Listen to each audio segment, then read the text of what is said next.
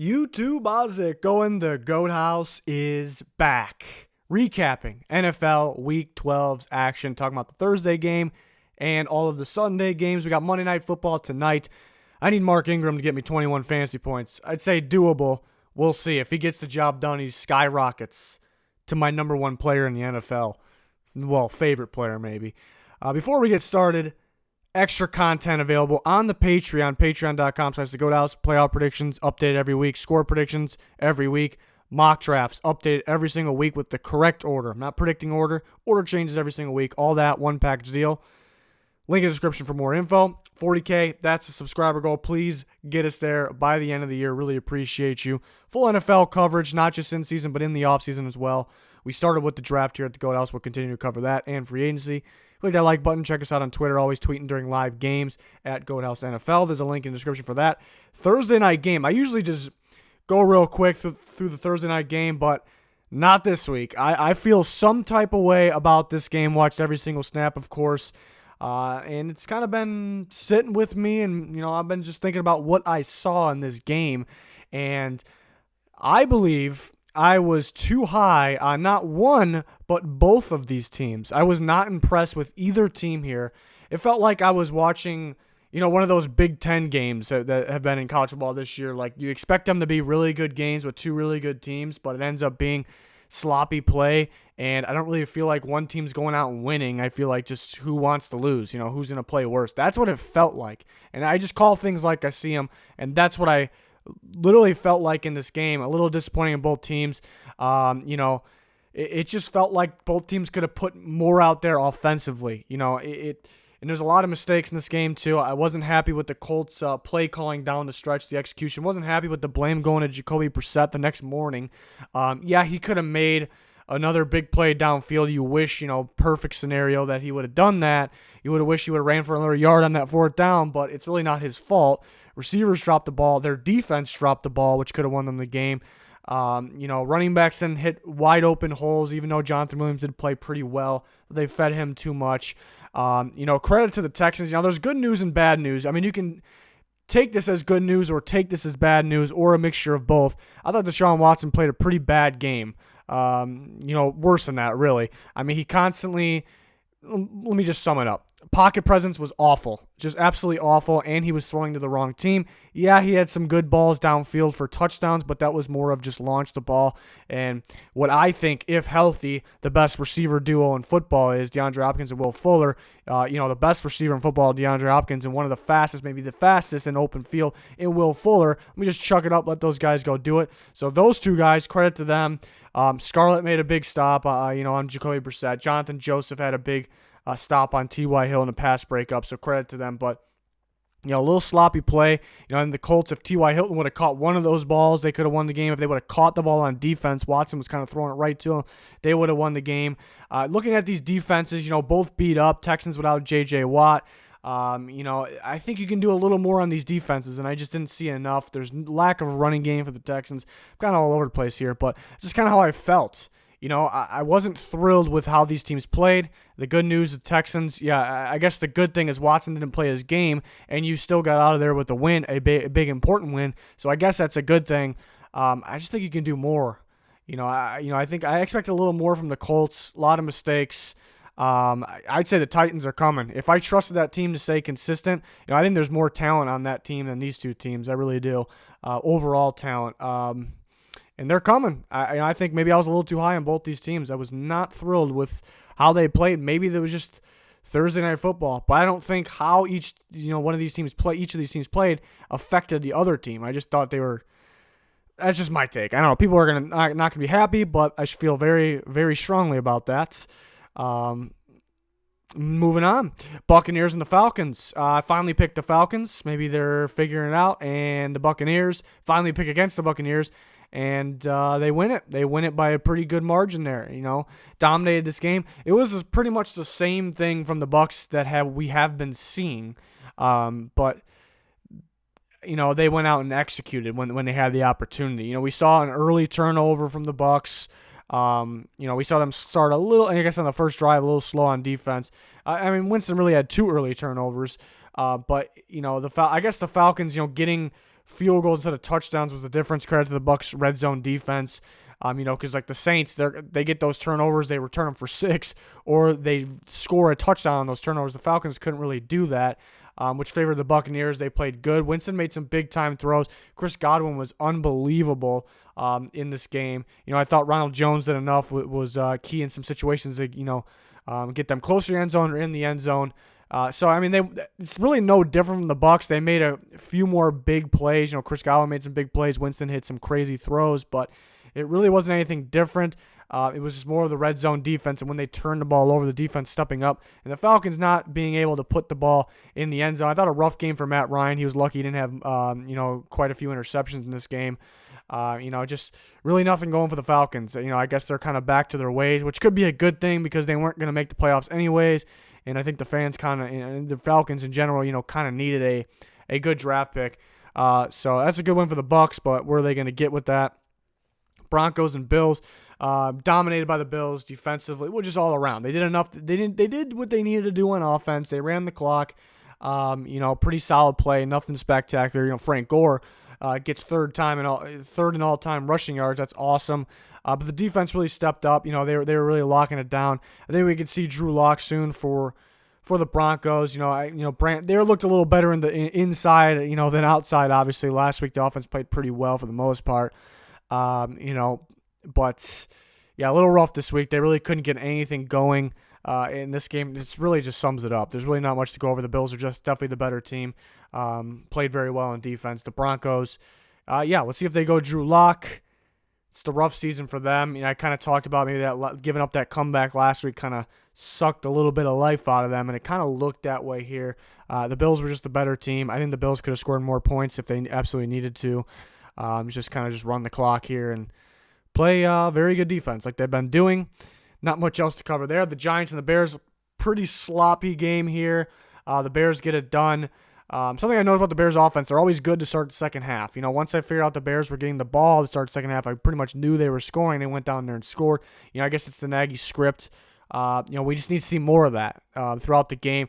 Trubisky, statistically it looked better than I guess the last few weeks, but still was not too careful with the ball. Interception in the red zone. That one wasn't all that. Just in the circumstances, where you are in the field. I see what he was trying to do there. It wasn't the worst thing. The next one was pretty bad. He shorted the throw downfield by at least 20 yards, so that was a little rough. But if you watched our picks video, I said the Bears would win off a Khalil Mack strip sack, and that's exactly what happened. They get that strip sack, they get a touchdown to extend their lead, and then it was just too much for the Giants to come back. And the Bears defense played very well, minus that 4th and 18, I believe it was, 16, whatever it was. They just chucked up the Golden Tate. Have no clue what that was. Let's just take that away. And the Bears played a very, very good defensive game, which won them the game. Especially the strip sack. But I don't know what happened on that play. Early on, it looked like the Giants could win this game. And during the year, it has been the Bears, losing off missed field goals. And now it's the Giants. Just imagine if they hit those field goals. They could have won the game. But the Bears defense goes and wins this game. We see the Giants, kind of this, the reason I said the Giants could win, even though I didn't pick them, was because it seemed like they're scoring on pretty much anybody, but that was not the case here. The Bears defense really clutched up here, and won the game.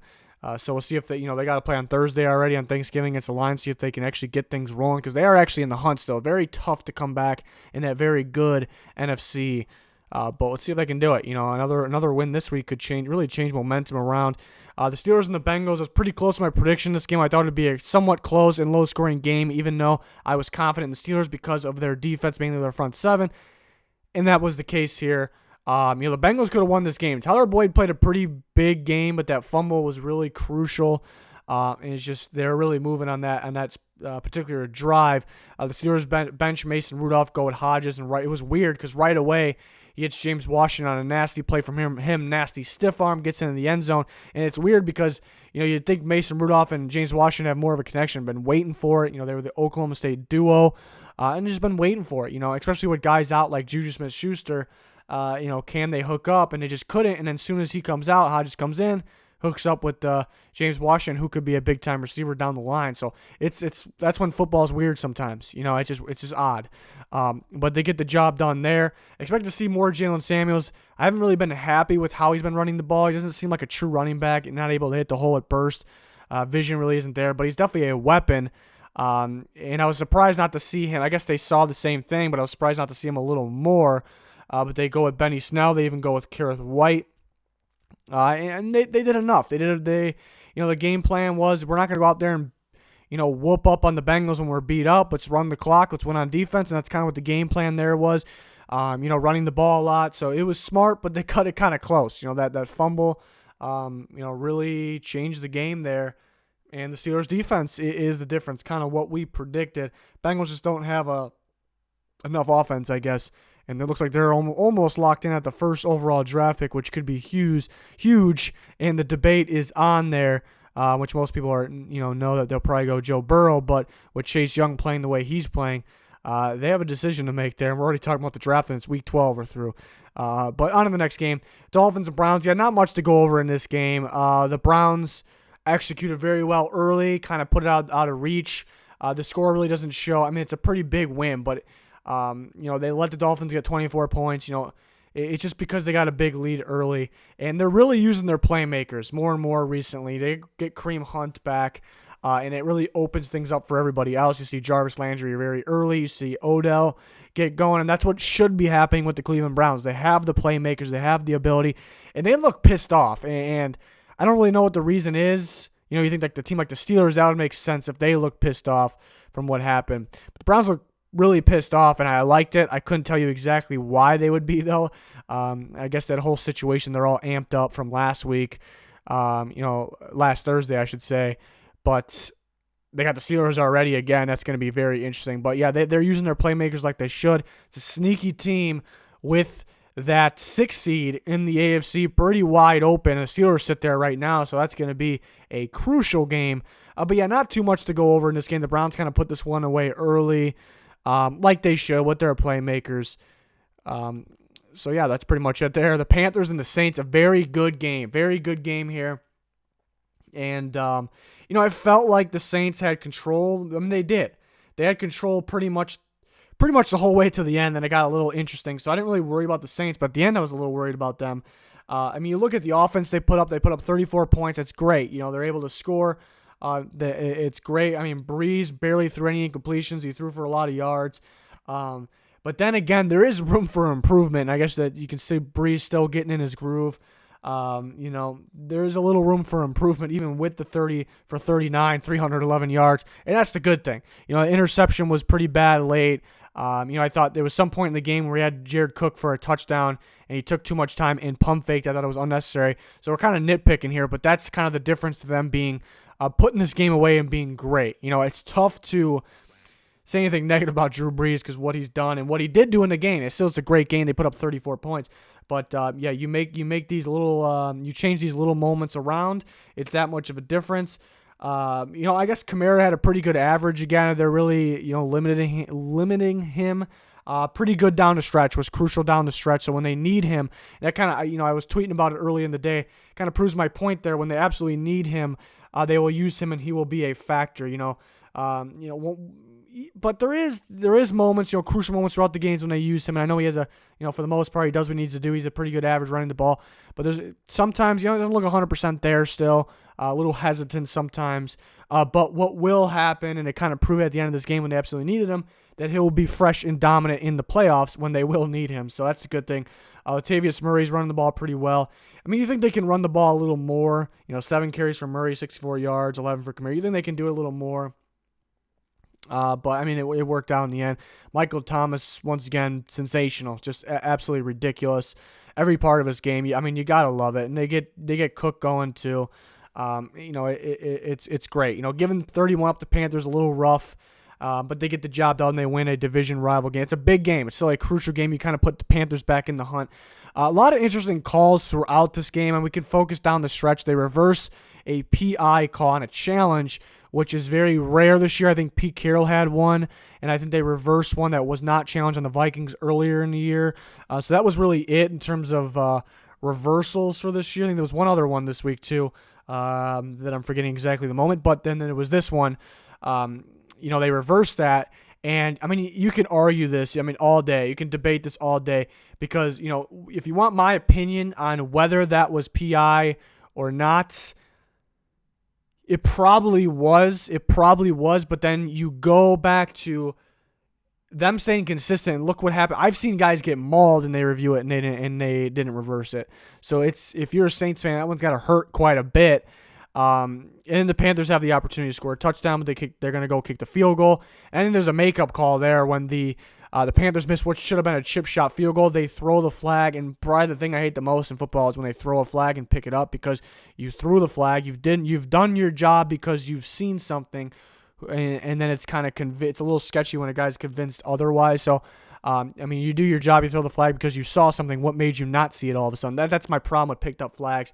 And I thought this should have been a flag. I thought it should have been a flag because it could have been multiple different things. They made contact with the long snapper. You jumped over the long snapper, and while he jumped over the long snapper, he hit him with his leg. But they also held the long snapper too. So I thought there could have been any explanation on why this was a flag, like 3 different explanations, and it was very odd they picked it up. But when it comes down to it, there was calls bad both ways. And the Panthers got to miss that field goal, and an excellent last drive of the Saints to get in field goal range, to get them in. You think, okay, they're in field goal range, or they're getting close. Okay, now they're in field goal range. All right, let's make it even easier. And I love that about the Saints. So that was a interesting game to say the least. Good game. It's a tough one for the Panthers. They definitely could have lost 2 missed extra points. That missed last field goal, which was a chip shot. Oh, man, it's tough. I guess it's got to be tough to be in that situation with the Panthers too. Tight NFC. Next game is the Raiders and the Jets. I've been on the Raiders hype train. Everybody has been. And if you lose like this in this fashion, especially to the Jets, I don't want to take any credit away from the Jets. They did play offensively, defensively. They played great. Sam Darnold played great. They were coached well actually in this game. They made big plays on defense. A lot of different guys on offense out there, like a lot of different guys. So I don't want to take anything away from the Jets. But if you lose in this fashion to the New York Jets, I'm pretty much done with you. I'm done with you. I was just hyped on you. I'm done. You're done, Raiders. You're done. You can make the playoffs because it is a very weak 6 seed that's going to get somebody not so hot is going to get in the playoffs. Maybe there's one team that I'm starting to really like that could get in there, but maybe I'm not going to rule you out getting in there. It's very possible, but you ain't going anywhere.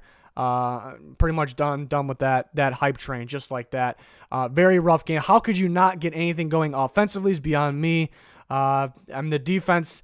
There's nothing surprising. They were let Darnold kind of just move on him. I guess that's somewhat surprising. Like, it was pretty easy, but Raiders defense, you don't expect them to be a defensive team. You don't expect them to be put in those types of situations, so you can't get too mad at that. There was a terrible roughing the passer call early, but it didn't really matter. I thought at the end that was going to matter big time. At the moment that it happened, but it didn't matter. Like I said, both sides of the ball, Jets were great. Everything was great. It was great.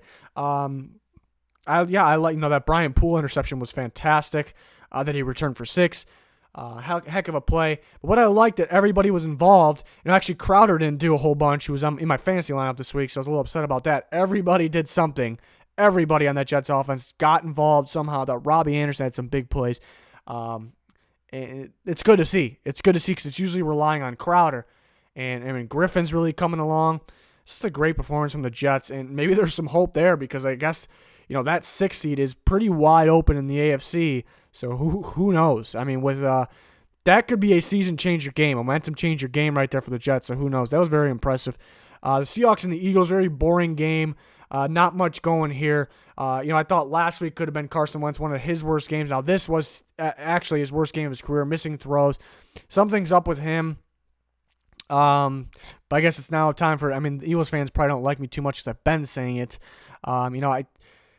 Carson Wentz, I liked his game, his MVP, the year we think he was going to win MVP, but I made the point after that he hasn't really proved, he had however many games that was in that season, then he gets hurt. He hasn't really proved enough to me. I always said that, and it was Nick Foles that got them the Super Bowl, and it was Nick Foles that Got him in the playoffs last year, which I don't know if Wentz was really hurt. It's the same situation as last year, and people are blind by that. Carson Wentz is playing a little worse this year than he was last year, but he was struggling last year, and there's always excuses. And the guy has a lot of potential, a lot of talent. I think they jumped the gun on the contract. I don't think he's really proven anything in terms of he's proved that he's talented, obviously, but he hasn't really proven anything like a long-term, like special. And he hasn't proved that he can stay healthy like 100%. I think it's minor injuries here and there. I thought they kind of just put Nick Foles in to save them last year. He got them to the playoffs, which was very unlikely, and he got them a playoff win.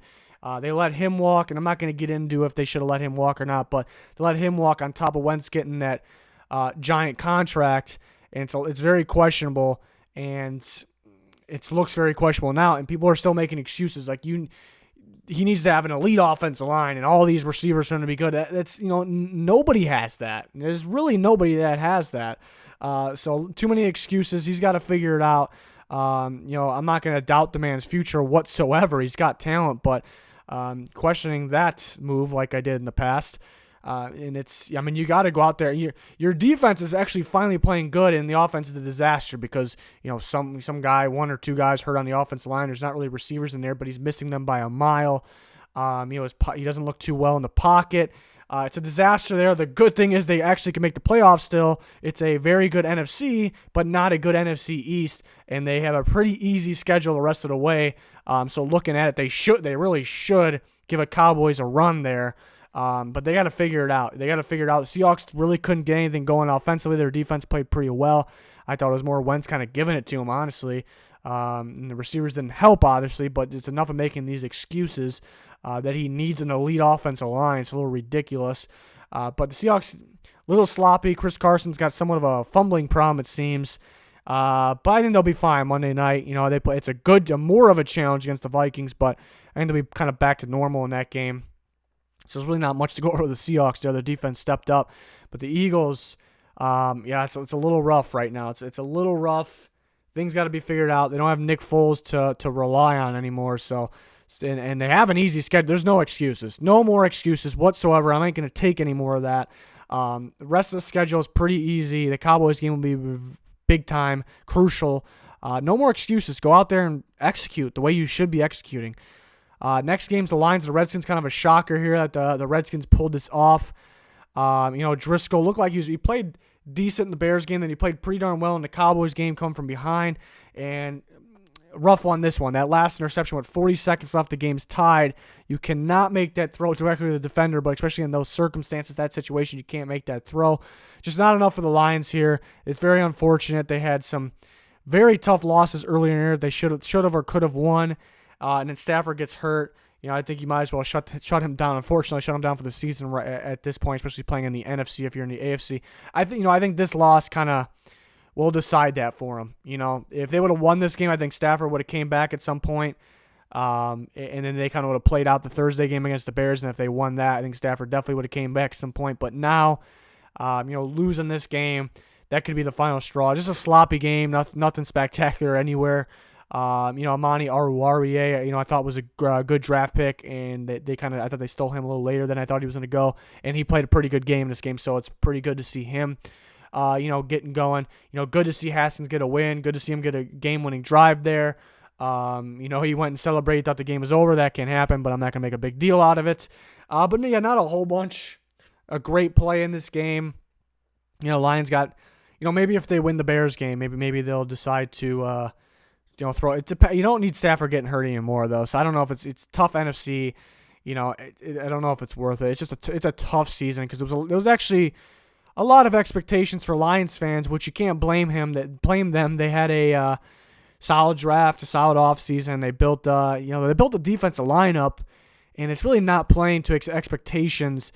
And I guess some energy and momentum was taken away from them on some of those games early in the year that they could have or maybe should have won. And it's weird because not in this game, but they've gotten offense going for the most part this year when they're supposed to be more of a defensive. Nobody can have it at the same time. Nobody can have defense and offense at the same time, especially when you expect them to. So it's a little rough. It's, what do you do with Patricia? People talk about what do you do with him. I think he needs more of a shot, but it is a little odd when the defense is supposed to be playing a little better. And they did it in this game, but I'm kind of talking in general. The defense is supposed to be playing a little better. It's really not because he's a defensive-minded guy. So interesting situation there in Detroit. The Jags and the Titans. I'm loving this Titans team. After that Chiefs game, like I said, that is a complete energy and momentum changer. That is a game. That's a season changer right there, and that might have been for the Titans. They dominate this game. 42-20, that's a huge win, and it doesn't even show the win that they got in this game. They absolutely dominated this game, both sides of the ball. And, I was a believer in Mariota. I think mainly what was sticking in my head was his second year of his career. It was lights out, looked like a future All-Pro. And I guess some injuries, some weird injuries, nerve injuries, changed that. I still insisted that Mariota was probably better than Tannehill just because of what we've seen from Mariota in the past.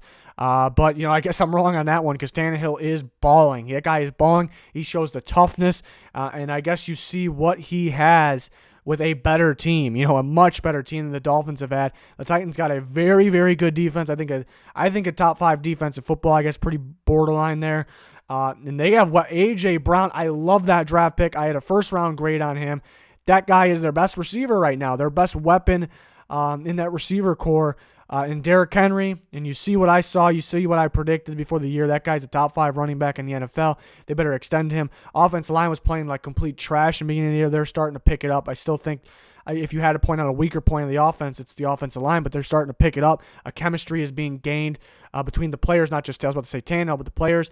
Can they stay consistent? We know the Titans, all the old Titans, no matter who was at coach, no matter who was at quarterback, who's wherever, they couldn't stay consistent. They would choke games here and there. Everybody knows that the Titans fans know what I'm talking about. So it's hard to trust them, but I think they got enough momentum and energy, and they have the talent. This is one of their more talented teams in a long time. I really think so.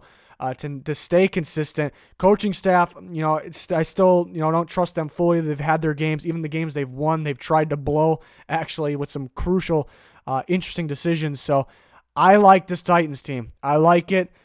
They have for some reason, they have the toughest schedule in the AFC South. They didn't win the AFC. No, I had to think for a second. They didn't win the AFC South last year. They didn't make the playoffs. The 2 AFC South, Colts and Texans made the playoffs. The Titans have by far the toughest schedule in this division, especially the toughest remaining schedule, and they're an inconsistent team. So I'm not going to sit here and predict that they're going to win the AFC South.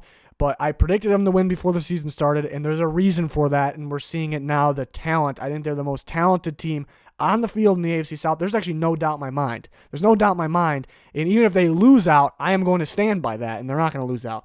Coaching, inconsistency is what can change that, and they do have a tough schedule the rest of the way. I'm excited about this team. Not a Titans fan, by the way. It probably sounded like I was during all that, but because I'm just getting hyped about this team. That Chiefs game, like I said in the past, when it happened, that's a season changer right there.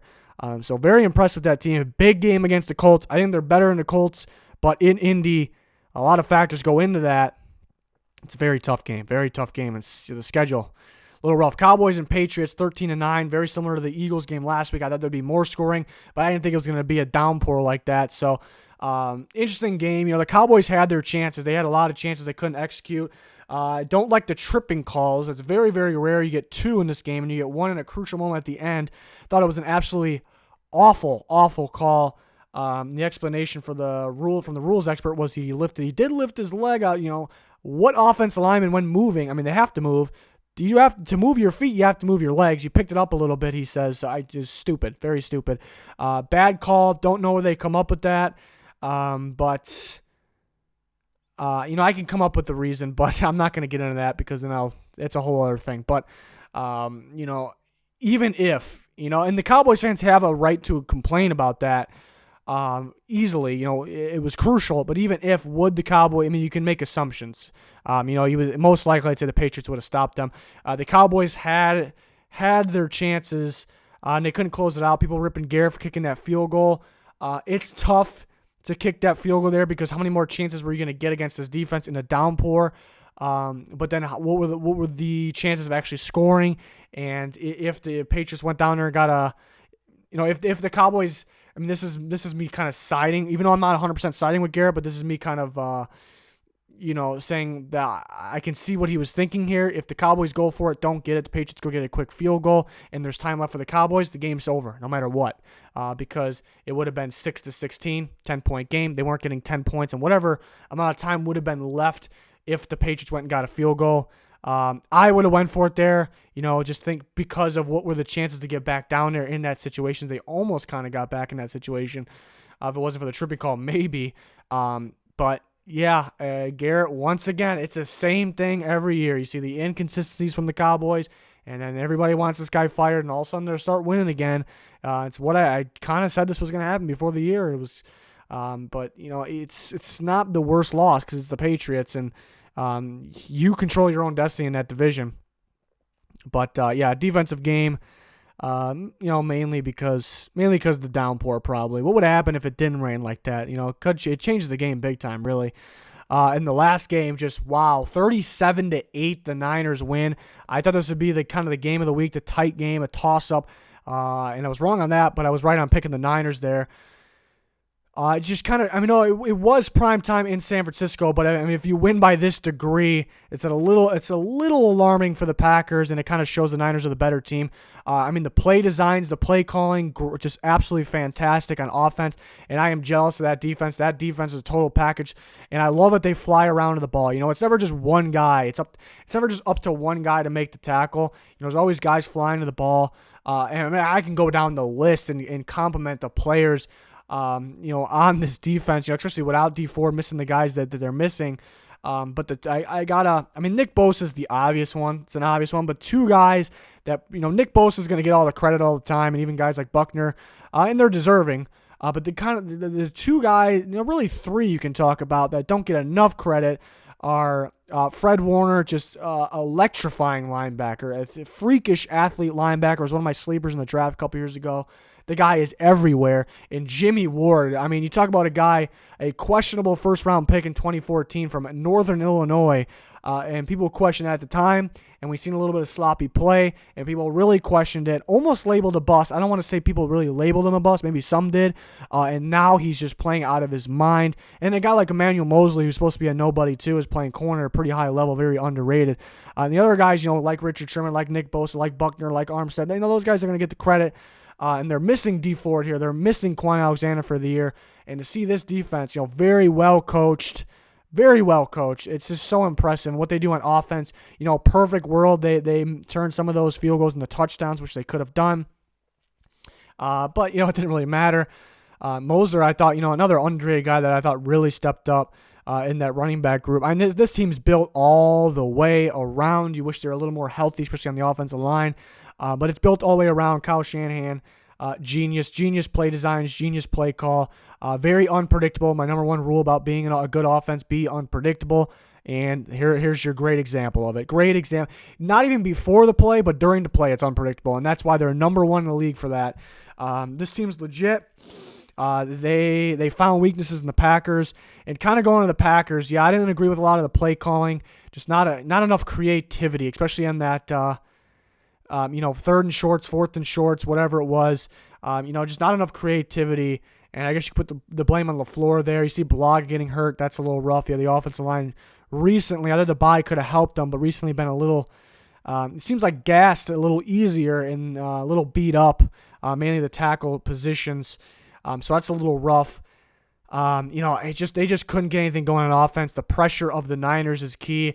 But once you got pressure early on in the game, I will say, it didn't really matter because the Niners dominated this game, but I will say some really early calls that were crucial. The taunting, which backed the Packers up, which kind of, the Niners pass rush forced it, but also the taunting call kind of forced, which I didn't agree with the taunting call, kind of forced the strip sack, which led to a touchdown.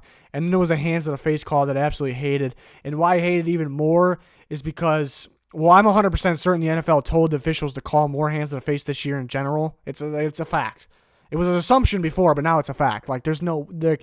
Every year it's a new call. They tell them to call more. It's so obvious. It's unbelievable. I don't know the reason really. But my big problem is that the ref from where he was standing, he couldn't see for sure if if I think it was Kevin King, if he grabbed or put his hands on his face. He couldn't see for sure, but from the angle he had, he thought he did. I don't think it was like a phantom call. I think, because the way his body was moving, it looked like he was kind of about to do it, or maybe just past his face a little bit or right underneath it. So from where the ref was standing, I really think he thought he grabbed the face, but that is a big, big problem. He assumed. He didn't see it. That is a huge problem. It's very similar to, I guess when the Packers beat the Panthers, McCaffrey on that last play to have a chance to tie the game, it wouldn't have tied the game, had a chance. That last play of the game, it looked like in your head where you line everything up, it looked like the ball should have been across, and I thought it was, but there was no clear evidence. Like you could assume based on where things are lined up that he was in, but they got the right call because you can't see. You can't see. And you can't assume anything. It's the same thing. He assumed that he grabbed his face, and because the way his body was and where the ref was standing, but you can't do that thing. And I think it starts with the NFL because they want him to call more hands to the face. I think they're easy to pull the trigger on that when they think it's hands to the face, and that's a big-time problem. The same thing happened in the Packers' favor against the Lions. So it's the same thing, and that's what the big problem is, that they're assuming things based on because they're supposed to throw that flag more. But kind of back to the Packers, didn't like their game plan, and it shows where they're weak at receiver, honestly, too, and they keep kind of bypassing and going after another one, and we kind of see the problem. I mean, Adams is great, but he doesn't look right at the moment, I don't think, in my opinion. Some bad play calling. And Rodgers, as soon as they get pressure on Rodgers, later in the game, he's so quick to throw a ball away. Rodgers is obviously, he's great. He's elite. And he's going to go out and win big games. And I believe in him. But that, if it's other quarterbacks, they're going to get ripped for it. And he's throwing the ball away too early. And as soon as he gets hit, and you can't really blame him too much. You don't want to turn the ball over, but sometimes it's looking like somebody may get some early pressure, so he kind of just whips it out of bounds. It's just, I know he doesn't have the receivers maybe too, but when you're losing like this and, the energy, especially when the momentum is taken away from you and there's so much energy, momentum for the Niners, you have to make a big play to put your team back in this game. And, so I thought that was pretty rough, pretty bad decision on him, but I don't know if it would have made the difference. It's not his fault they lost the game whatsoever. Defensively, the Packers were stepping up early. They were always on the field. They were giving up some yards. They missed some crucial bad tackles in the run game. Almost everywhere on the defense, really everywhere. I almost wish the corners would stay home a little more. Sometimes they're, they want to make a play. They're too easy to come in. They're aggressive, and that's not a bad thing. But they're kind of too aggressive sometimes to come in and to miss a tackle, so it hurts a little bit. But yeah, just the Niners just completely outplayed them. From the start was everything in that game. And the Niners defense and their pass rush is absolutely dominant. And here's something I'm going to say about the Packers, and I know Packers fans there's a little bit of good and bad in there. They may get mad at me, but I can say the same thing about my team, so I don't really want to hear it. You go back now and you look at the rest of the Packers' schedule, they haven't had the test. They haven't had, mainly defensively, they haven't played that really good. They haven't played the Niners defense, and here they did it for the first time, and that's what happens. They played a pretty solid Chargers defense, and we saw what happened there. So it's a little alarming when they play a good defense. Everywhere else, they haven't really played it. Defense that we thought would be good, the Vikings and the Cowboys, they're not. They haven't really had that true test, mainly defensively. The Chargers caused them problems. Actually, the same exact scheme, defensive scheme. I said that in the videos earlier in the week, prediction videos. Same exact scheme, a little different actually without D4 because D4 is a pretty key piece. He's kind of the Melvin Ingram of the Chargers defense, the Niners defense. They can compare them. But they just can't compete with those types of defenses right now. But the good out of it, the good is that they didn't really need to get their ass beat, but they needed to play, a defense like this, because you can't just go into the playoffs cold like that, and they kind of have, who they play. They got the Giants and the Redskins still, I believe. They needed to play a defense like that. It kind of can prepare them. I can't talk anymore, too much talking, for the playoffs, and that's kind of the good thing. They kind of needed this. They didn't need to lose in this fashion, but a lot of these teams, not just the Packers, they didn't really have that defensive test, and because there's not that many defenses left, and the Niners kind of present that. It's a scary team. It's a little alarming for the Packers if they go against like a defense like this, or if they go against the Saints in the playoffs. Teams like the Vikings and the Seahawks will be a challenge too. I think it depends on where those games are at, and that's why it's crucial trying to do your best to get the home field advantage. Obviously, goes without saying. But yeah, interesting game. Thought it would be a lot closer. Niners are legit, both sides of the ball. That's going to do it for my recap, though, doing this every single week. We got power rankings tomorrow. We got some college football videos the rest of today, which is Monday the 25th. Prediction video, straight up predictions with the fellows on every Tuesday night. It's a late night video. And then my score predictions on Wednesday, junior score predictions on the Patreon on Wednesday, a lot of extra content on the Patreon, and there's always more content on the channel, more to come. We got you covered all year long, so please subscribe, click that like button. Thank you for watching this video. Goodbye.